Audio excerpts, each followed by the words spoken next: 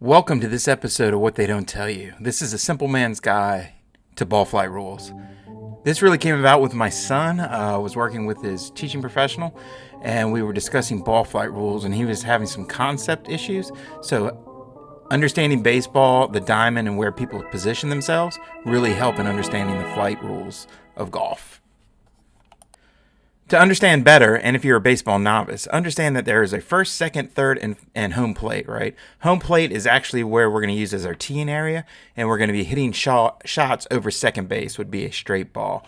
So we have the actual physical bases, and then we have the basemen, right? We have a first baseman that's close to the first base bag, second baseman in between first and second, shortstop in between second and third, and a third baseman that basically stands somewhere towards the base.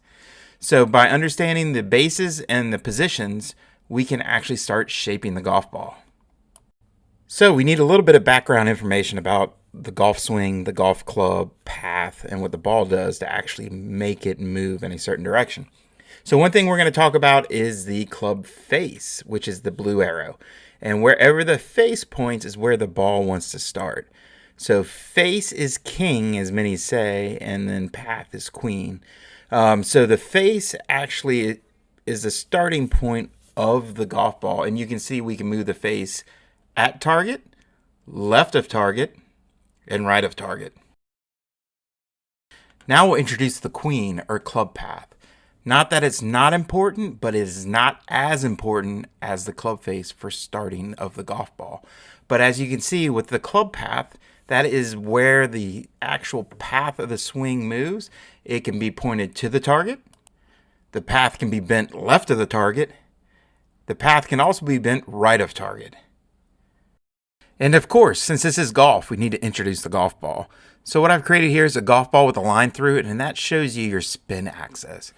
So when the face and club path work in combination, you can create tilts on the golf ball, which actually tilt the axis of the golf ball and spin rates, and you are able to curve the ball. Hopefully on demand, but for many of us, it just happens naturally. We're gifted, right? So our ability to control the tilt of the golf ball, the spin axis, allows us to shape the ball. So if it's straight across the golf ball, the ball will go relatively straight. If the tilt of the ball is to the right, the ball will shape towards the right. And of course, the opposite is true. If the ball is tilted to the left, the ball will want to turn left. The more tilt, more turn. So that is how we're going to start to understand how to shape the golf ball. So let's test your knowledge with the golf ball rules. If the golf ball has very little tilt, what would the face be in relationship to the golf ball? Pointed to target, square. What about the path? That's right, the path would lay straight on top of it. So to hit a straight ball, our club path and our face have to be relatively similar. So the golf world lingo is my face and path were square to target. Now if we want to create what we call a push draw, where the ball will start right of target and turn back to target, what do we need to do to accomplish a slight tilt left to make the ball move to the left? And we're looking like a right-hander. So we want to hit a push draw. What would your face condition be? Very good. What would your club path have to be? That's right, outside of the face. So using this imagery, to hit a push draw, I want my club path to be going towards the second baseman, and my club face to be between second base and the second baseman. That will allow me to hit a push draw. So in the golf talk world, my face is open to target but closed to path. So in the simple man's tongue, we want to swing to the second baseman and face to be between second and the second baseman. That gives us the push draw. So now we're going to talk about how to hit a pull fade. So the ball starts left of target and moves back to the right. Where would your face be pointing to create this? Right, in between the shortstop and the second baseman. And where was your path? path needs to be left of face, so more towards the shortstop. So a pull fade is simply path left of target, face right of path. So again, in the simple tongue, we want to simply swing to the shortstop and have the face pointed left of second base, and that will give us a pull fade. The next shot we're going to talk about is called the push. That is when the ball goes right of target, but doesn't really curve. So with our knowledge, if the ball is going right of target, what must our face be? That's right, right of target. What does our club path need to be?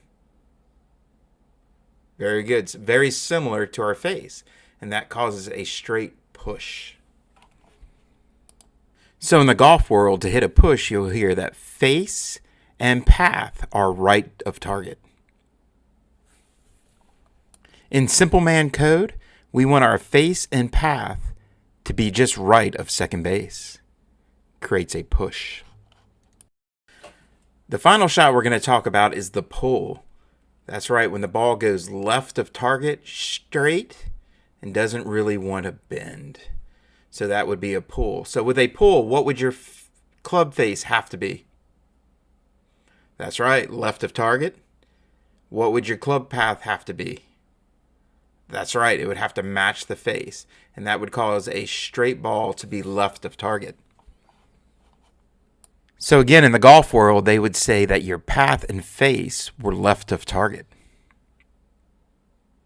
And in simple man's code, for this pull, our face and path were towards the shortstop. Of course, there's lots of other shots that we haven't talked about, and that is, controlling face and path together. So as the face and path become more divergent, as they get further apart, we can start introducing hooks and slices and lots of other shots. We will talk about those more in the future as we really go into depth into shaping the ball and how to actually train it and actually best shots to hit to certain pin placements. So those will be what they don't tell you in the future. But again, this one is just kind of carving out the knowledge that you need to understand how to shape the golf ball. And again, this visual of the baseball field I think is perfect. If I want to hit a push draw, my path needs to be where? That's right, towards the second baseman. And my face needs to be left of that, somewhere between second base and the actual second baseman. The more divergence there, the more the ball is going to want to bend, right? Same thing if I want to hit a pull fade, my path needs to be towards the shortstop and my face needs to be between the shortstop and second base. And again, the more divergence, the more the ball will want to actually turn. So again, I think this visual is a very simple one. It gives you a good understanding of what it takes and the face to club path combination to start tilting the ball and hitting the shot that you want. I hope this What They Don't Tell You was beneficial. If you liked it, let us know. And of course, we'll be providing more information on the ball flight rules and tons of more videos here inside of the Fuel platform. Thank you for your time and good luck on turning the golf ball.